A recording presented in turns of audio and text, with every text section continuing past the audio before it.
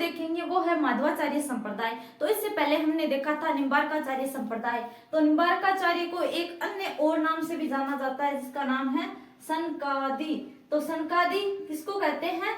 निम्बार्काचार्य जो संप्रदाय है उसका एक अन्य नाम है। ठीक है, तो देखो आज का जो संप्रदाय है वो माध्वाचार्य, और ये जो माध्वाचार्य, निम्बार्काचार्य और वल्लभाचार्य जो कि मैं आपको आगे पढ़ाऊंगी वल्लभाचार्य, तो ये तीनों ही वैष्णव धर्म से संबंधित है। ठीक है, तो निम्बार्काचार्य में भगवान कृष्ण और राधा पर बल दिया गया था। उन दोनों को सखा मानकर और राधा को उनकी परिणीता मानकर पूजा की जाती थी। ठीक है, तो अब देखो दूसरा जो महत्वपूर्ण संप्रदाय है वो है माध्वाचार्य।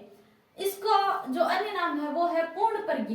पूर्णप्रज्ञ, आनंद तीर्थ और वायु के अवतार इनको माना जाता है। ठीक है, पूर्णप्रज्ञ, आनंद तीर्थ ये अन्य नाम है और वायु के अवतार इनको माना जाता है।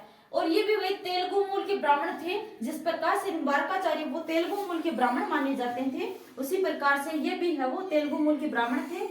ठीक है, अब देखो लक्ष्मी नारायण के उपासक, तो लक्ष्मी नारायण के ये उपासक मानते हैं खुद को। ठीक है, तो वो मानते थे भगवान कृष्ण और राधा के। ठीक है, अब देखो माध्वाचार्य ने पूर्णप्रज्ञ पर भाष्य की रचना की। ठीक है, तो माध्वाचार्य ने पूर्णप्रज्ञ पर एक भाष्य की रचना की और एक नया दर्शन दिया जिसका नाम है द्वैतवाद।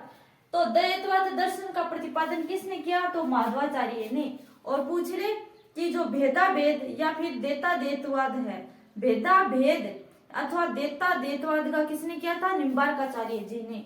और द्वैतवाद ओनली, इसमें देखो भाई, इसमें ओनली द्वैतवाद है, द्वैतवाद, उसमें क्या था? देता द्वैतवाद, और इसमें क्या है? द्वैतवाद। तो द्वैतवाद का एक नया दर्शन किसने दिया? माध्वाचार्य जी ने। तो वेरी वेरी मोस्ट इंपोर्टेंट जो पूछा जा सकता है। अब देखो प्रमुख पुस्तकें थी सर्वदर्शन संग्रहित, सर्वदर्शन संग्रहित ये इनकी पुस्तक है।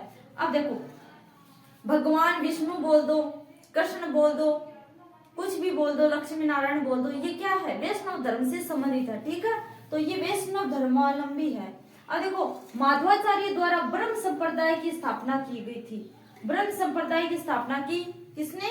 माध्वाचार्य जी ने ब्रह्म संप्रदाय की। और पूछ लूं मैं आपसे कि श्री संप्रदाय की स्थापना किसने की थी? तो रामानुजाचार्य ने। रामानुजाचार्य जो कि थे, जो दक्षिण भारत और उत्तर भारत को जोड़ने का कार्य किसने किया था? रामानुजाचार्य ने। और भक्ति परंपरा को अगर कोई उत्तर में लाया था वो कौन थे? रामानंद जी, जिनके 12 शिष्य मैंने आपको बताए थे।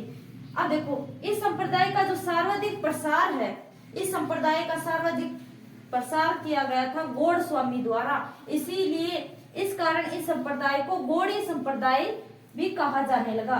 तो जो इस संप्रदाय है कौन सा? जो माध्वाचार्य जी का संप्रदाय है, इसको सबसे ज्यादा अगर किसी ने प्रसारित किया तो वो थे गौड़ीय स्वामी।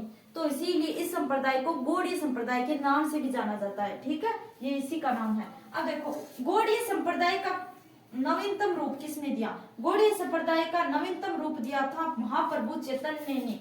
तो अगर आपसे पूछ ले कि गौड़ीय संप्रदाय का नवीन रूप, एक उसमें भी कुछ संशोधन कर, उसमें कुछ नए अपने दर्शन सिद्धांत जोड़कर एक नया रूप दिया था, वो था महाप्रभु चैतन्य ने दिया था। ठीक है, गौड़ीय संप्रदाय का एक अन्य रूप, नवीनतम रूप दिया था महाप्रभु चैतन्य जी ने। ठीक है, अब देखो इनका नाम भी ध्यान में रखना, महाप्रभु चैतन्य। ठीक है, तो गौड़ीय संप्रदाय अथवा जो ये संप्रदाय है हमारा, इस संप्रदाय को अन्य रूप, नवीनतम रूप किसने दिया? महाप्रभु चैतन्य जी ने। अब देखो इन्होंने जो महाप्रभु चैतन्य है, इन्होंने रास लीलाओं एवं जो संकीर्तनों को कृष्ण भक्ति का माध्यम बताया था। तो जो महाप्रभु चैतन्य ने जो गौड़ीय संप्रदाय का नवीन रूप दिया, उसमें क्या कहा कि जो रास लीलाएं हैं, जो संकीर्तन है, कीर्तन भजन है, वो क्या है? कृष्ण भक्ति का ही एक माध्यम है। इसके द्वारा ही हम जो मोक्ष प्राप्ति है वो कर सकते हैं। ये क्या है? कृष्ण भक्ति का एक माध्यम है। ठीक है, जो भजन पाठ कीर्तन भजन करते हैं ना हम, रास लीलाएं झांकियां निकालते हैं, तो ये क्या है? कृष्ण भक्ति का माध्यम बताया इनको। ठीक है, किसने बताया था? महाप्रभु चैतन्य जी ने। अब देखो आमेर के एक राजा है मान सिंह।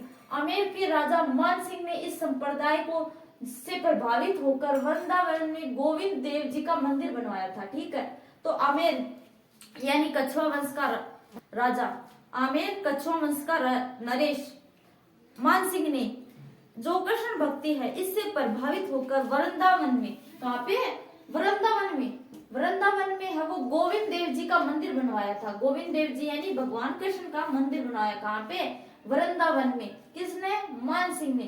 तो पॉइंट टू बी नोटेड, ठीक है। तो अगर पूछ ले कि वृंदावन में कृष्ण गोविंद देव जी का मंदिर किसने बनवाया, तो बनवाया था आमेर के जो नरेश थे मान सिंह जी ने, ठीक है। कहाँ पे, वृंदावन में, वृंदावन। अब देखो स्वाई जयसिंह के समय, स्वाई जयसिंह के समय है वो गोस्वामी गोविंद देव जी को जयपुर लेकर आए थे, ठीक है। तो बाद में स्वाई जयसिंह के समय, जयपुर नरेश स्वाई जयसिंह के समय जो गोस्वामी जी थे, गोस्वामी, ठीक है, वो गोविंद देव जी को वृंदावन से कहाँ पे लेकर आ गए, जयपुर, ठीक है। तो ये है वो कौन लेकर आए, स्वाई जयसिंह के समय लेकर आए थे गोस्वामी जी, गोस्वामी लेकर आए गोविंद देव जी को जयपुर। तो वेरी वेरी मोस्ट इंपोर्टेंट, ये भी ध्यान में रखना। अब देखो स्वाई जयसिंह ने चंद्र महल के पीछे राधा गोविंद देव जी का मंदिर बनवाया था, ठीक है। तो स्वाई जयसिंह के वक्त पूछे कि जो स्वाई जयसिंह के वक्त है वो गोविंद देव जी को कौन लेकर आया, तो गोस्वामी लेकर आया था स्वाई जयसिंह के समय। और जो जयसिंह है स्वाई जयसिंह, इसने जो चंद्रमहल है उसके पीछे राधा गोविंद का मंदिर बनवाया था, ठीक है। ये भी ध्यान में रखना। अब देखो प्रमुख 5 मंदिर है जो कि कृष्ण जी के मंदिर माने जाते हैं, ठीक है। प्रमुख 5, जिनमें 4 तो है हमारे जयपुर में और एक है वो है करौली में। तो करौली वाला है वो है मदन मोहन जी का मंदिर, तो बहुत ध्यान में रखना, आपको इम्पोर्टेंट है। तो 4 तो जयपुर में है और 5वां है वो करौली में। तो गोविंद देव जी, पहला है गोविंद देव जी, गए से हुई।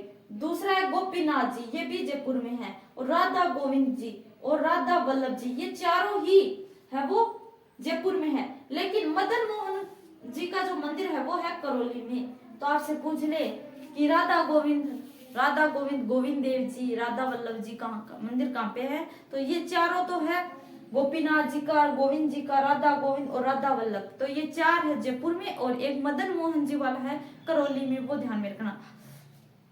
अब देखो भाई, तो आज हमने है वो माधवाचार्य संप्रदाय को पढ़ा है, तो नेक्स्ट देखेंगे वल्लभाचार्य जी को। तो मिलते हैं नेक्स्ट वीडियो।